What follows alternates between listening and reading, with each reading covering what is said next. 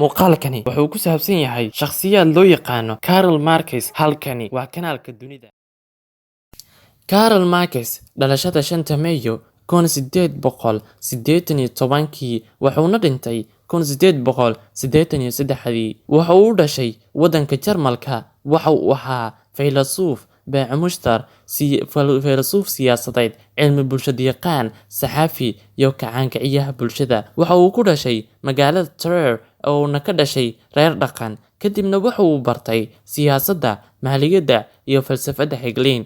Isagoo da'dhexe ah ayaa sharci la'aan ku dhacday. Marx kadibna uu deganaa magaalada London ee dalka Ingiriiska. Meeshaasuu kula kulmay faylasuf Jarmal ah oo loo yaqaano Friedrich Engels, uuna fikirkiisa ku baraaliyay halkaas. Faylasufka Friedrich oo uu qoray una daawacay dhowr buugaag. Midka aadka loogu yaqaano uu yahay 184 pamphlet The Communist Manifest.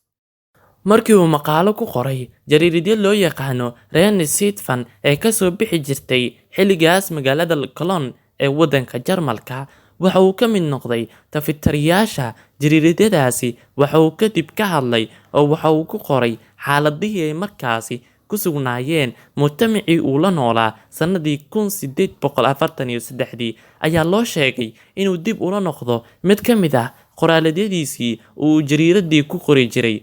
Isla markiiba jariiradyadii waa la burburiyay, isna waa loo hanjabay. Kadibna wuu ka tegay dalka Jarmalka, wuxuuna tegay magaalada Paris ee dalka Faransa. Halkaas ayuu aad ugu dhaxlay mowduucyada falsafadda, siyaasadda iyo qaar kale oo badan. Waxa uu laakiin aad uga soo horjeeday diinaha. Waxa uu aaminsanaa in diinta iyo noloshu dadku aynay isku darin, diintuna ay horumarka taagan tahay. Karl Marx waxa uu lahaa ama loo sameeyay taalooyin aad u badan oo ku yaala wadamada reer Yurub oo